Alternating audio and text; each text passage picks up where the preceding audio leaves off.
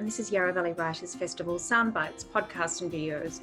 We're doing these in a collaboration with Suzanne Phoenix and her isolation portraits project that she's doing in the Upper Yarra Valley. We did the book launch a couple of months ago. You can find that on our website and our YouTube channel. But today we're listening to Monique Percy read her piece from Isolation Portraits 2, and then I'm going to have a little chat to her afterwards. And to finish off, her son will read us his sentence on what the most important thing for him has been over this time. I hope you enjoy. Thank you very much. Our household is made up of the four of us: Marcus, my husband, Asher, Oliver and myself. There's a whole bunch of animals in the mix also. Our employment has not been affected during this time. Marcus is employed by a shop fitting company, and for him it has been business as usual. So he was able to continue with his daily routine. I was fortunate enough to be able to reduce my working hours and work from home while also schooling the children. The schooling side of things has been fascinating. It was great to see, for me, what they were learning at school, and it highlighted the differences between the education that I received back in the day and how my children are learning today. It has been 9 weeks so far, and this time has been wonderful. It has really opened my eyes to how much unnecessary activity we actually get up to. So much driving around. My real connections have also benefited from this time. We have been able to have real, quality phone and video calls on a regular basis, which has seen our friendships grow further. The frequency of our catch-ups has increased, and this would not have been possible if not for this forced isolation. What am I missing? Absolutely nothing. This time has shown me that I have everything that I need right here with me. I have loved every minute of this time at home. It has been life-changing and a time of immense personal growth and development. My life will never return to the way it was, and I am grateful for that. It's been simply exquisite. All right, well, for the purposes of our audience, would you mind introducing yourself, please?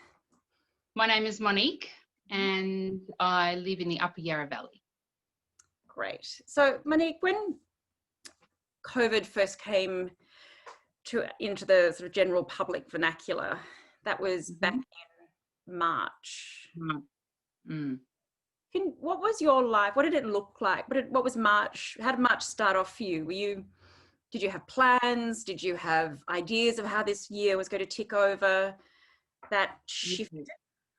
Yeah, so we, in March, I was working 5 days a week, like I had been doing for as long as I can remember. And I think I'm struggling to remember, was March still the end of term 1 at school? So we were still, we were still at the first term of 2020, and there was this whole, we'd made it to 2020. And we had also planned a holiday to Queensland in October. So for my family, we were really excited about going away for Easter, because we always go away for Easter. And we also had an October holiday planned for a 100th birthday celebration. So that's sort of what we were thinking about in March when COVID was happening. And I guess for me, I saw what was happening overseas, but I really didn't think it was going to affect us because we're so far away. Yeah, I think there was a lot of Australians that felt the same. It was an issue for other people, Yeah, it just wasn't going to happen. We're a tiny little island away from everybody else. It's not going to happen. But geez, it was terrible for everybody overseas. Yeah. What was my mind? Yes. And so when you say you had, it was term 1, you've got children? So I've got 2 little boys, yeah. And how old are they? They are 9 and 11. Sure. So yeah, it's when you've got 2 kids as well, when you've got children in these sort of experiences, it is slightly different because you're always thinking of other, I think, as a parent. So at that stage, I was trying to find out about what COVID was, but also not letting the children know. I was trying to protect them from that. So we didn't watch any commercial news on television. We didn't listen to the radio so that they wouldn't be aware of it. But they became aware of it once the school holidays, the government called the school holidays to start sooner, sort of in the middle of the week. All of a sudden everyone was at home, and then their little radars popped up. They were like, hang on, what's going on? So I just had to explain a little bit that there was a flu going around, that we all had to stay, we had to stay home for a little while. But it was the school holidays, so they didn't have to worry about it. Right. And what was their response to that? Okay. Okay.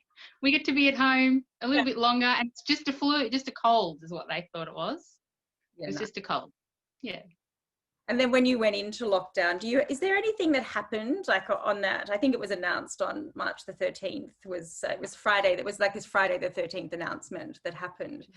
Is there any indicator that you still have sort of stuck in your memory of when your idea of what was happening shifted greatly? I got excited at the fact that I was going to be able to be at home and just be in the one spot. Having never been able to be in the one spot, for me, I was quite excited about the fact that I could stay at home and be in the one spot. I hadn't thought too far ahead about what the schoolwork was going to look like, but we were aware that the school was going to provide the work. So I thought, how hard can it be working from home and doing schoolwork from home at the same time? I thought I had it sorted. Yeah. I think there was a few of us in that delusional state. How hard can it be? Seriously. Yeah. They're still being taught through the school. So what am I going to be needing to do? Not much. It'll be fine. I don't know what I was thinking, because the 9-year-old hadn't even learned to read at that stage. So, all the schoolwork came home and I did have to sit with him because I had to read it to him. So it was good. Oh, good. And did you enjoyed that time? I loved it. Absolutely loved it.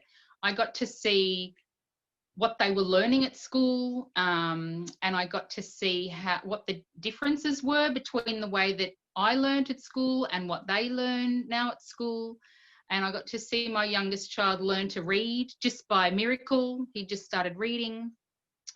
I was fortunate enough to see where their gaps were in their educational development. So I was able to help them a little bit more with their schoolwork. So it was good. Great. And for you personally, did you have any epiphanies or challenges during that first lockdown? I did. I think because I was in the one spot for so long, I could actually sit and be with myself and work out what it was that I really wanted to do. What was my purpose in life? I'm getting to that age where I'm supposed. People keep telling me I'm meant to have a purpose. So, and I feel like if I hadn't had that time at home, I would never have had the time to sit and work through the process of working out what my purpose is. Yeah. I've never stopped in my whole corporate working life. I never stopped. I had 2 babies. I think I had 9 months off with each of them. But all through that period of time, I was still thinking about work and returning to work and what was it going to look like when it returned to work. And I always went back full-time. I never went back part-time.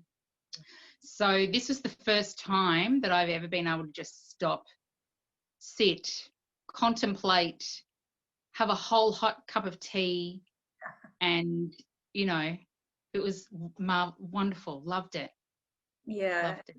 So when the break happened, was that like a window to opportunity, having that when we said we came out of ISO 1, or was it more like, oh, it's over, now I have to, find my footing again, or what was yours? It was definitely, it's over.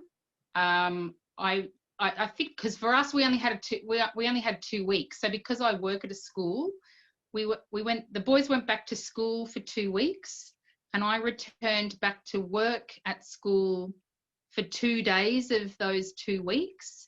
And it was quite noticeable that I had been away for quite some time. And I was feeling like I was going to struggle to get back into the routine of going back to work away from home. Yeah. So for me, it was a struggle. And your home, like do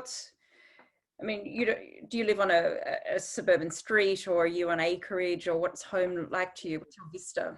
So like I said, we live in the Upper Yarra Valley, and we live, I refer to it as the back bush blocks of Gladysdale. So to get to our house, you've got to drive up quite a dirt road. We call it a dirt track. So you drive up this long dirt track, and we've got a long driveway, and we live on 11 acres, and we're in the bush. Part of our property is very close to the forest. So we're on 11 acres, and half of it is bush and half of it is pasture. And we've got a wonderful view on the eastern side of the house, so we get to see the sunrise every day. And we can't see any neighbours. So our house is set back from the road. I think there's only about 5 other people who live on this house, on this road, but we don't see anybody. Occasionally we will hear somebody doing something on their property, but we can't see anybody. It's very, very quiet, very remote. So do you think, it's beautiful. Do you think that actually helped you in this, like with the rest of the world shutting down, or the rest of, our community, even keeping it that small, shutting down, was the adjustment to that as big as it might have been for some, for you? I don't think so, because of where we live. So we're here all the time and we don't see our neighbours anyway, and so we don't feel like we're closed in. Yeah. And that makes sense. Did you have much contact with your community during that time at all? Like, were there any sort of touch points for you that you still maintained? So the local cafe got a good workout for the takeaways. Yeah. So that was always good, to go down to town to get takeaway coffee and cake. And as far as the local community, I would sort of bump into people when you went down to get groceries and things like that. So we still had a bit of a catch up there. But moving out of our local community, I spend more time with my long-term girlfriends now on video chats than we would if we were ever trying to catch up in person, because we all are spread out and we would never get to catch up in person. But, one of my good friends lives in the city, and I now have a video chat with her 2 or 3 times a week, sometimes 3 times a day. If we've got something to talk about, we'll just have a video chat, which we would never have done before. We wouldn't even have had a chat over the phone 3 times a day, but now we do a lot more video calls. Amazing, isn't it? And so when did Suzanne approach you, or did you approach her about the Isolation Portraits project? I think I saw she may have put something up on Facebook about it, just to put it out there if anybody wants to have their photo taken. And I thought, I'm not doing anything, and I needed to do something that was going to be a bit more fun. I've never done anything like that before. So I said to her, yeah, I'll do that. I'll be in that. Come around. Great. And what month was that in that you did that? Can you remember? It must have been in May, I would say, because we had been home for 9 weeks at that stage. Yeah. It must have been in May. I think she'd already worked on the first magazine at that stage. Yeah. And then she was starting to take the photos for the second one. Cool. So you'd been in for 9 weeks at that point. When you were then talking to her about the project, and then you're asked to write something, what did it feel like to actually sit down at that point in proceedings and articulate what it had been like for you? Was it challenging, or? It was, because I've never written anything before, and it wasn't very long what I had written, and I'd only really done business letter writing forever. And I'd been saying to one of my work colleagues, I really want to write. I want to write. I don't know what it is that I want to write, or I don't know anything about writing, but I want to write. And so when Suzanne said, can you write something that goes with your photo? I was like, yeah. And I think she said to me only 300 words. So I kept mine to about 300 words. And then I saw later that other people had written pages of stuff. I was like, I could have written so much more about that. And I really had to think about, it wasn't even thinking actually, I just kind of wrote down how I felt about it. And, I really had a deep dive look at how did I feel about being at home? How did I feel about reducing my work hours? How did I feel about potentially never leaving the house, being with my children all the time? I really had to think about that. And if I'd been busy and working, those are the sort of things that I would never have thought about. Yeah. But it was, that's how it all kind of came out. Do you think the act of writing helped crystallize how you articulated how it did feel? Because, I don't. Definitely, because I think if I actually hadn't written it down and we just had our photo taken, I wouldn't remember how it felt. Because life kind of goes on, really. And so life goes on. And if I hadn't written it down, I would not have remembered the exquisiteness, just how I felt. Yeah. Being home. It's lovely. I mean, your piece, you do talk about the exquisiteness of the moment, and your piece does actually, it feels like things crystallized for you. I did feel that when I read your piece. It was like this, it did feel like a piece of work where someone had, I don't know that it was an epiphany, but it was certainly, it was like curtains had been opened and a line of sight had been created that may not have been there before. That's definitely how it felt for me doing that. Definitely. Yeah. It's very fun, fascinating. Like I said, fascinating. Everything is fascinating me at the moment. Just watching people. Yeah. All right. Fascinating. I better let you go, and okay. Thank you again. Yeah, and stay in touch about the writing, and if we do another project or something like that, we'll certainly call on you again. It'd be great to have you in something else and work with you. Thank you. Yeah. That was fun. I've never done anything like this before. Well, it's the time to be doing the things you've never done before. That's what seems to be happening. All right. Nice to talk to you. Nice to talk to you, Monique. Thank you. Bye-bye. Hi, I'm Asha Percy, 11 years old. The only thing about life in isolation that I have been unhappy about is not being able to get the proper flour to make pizza bases.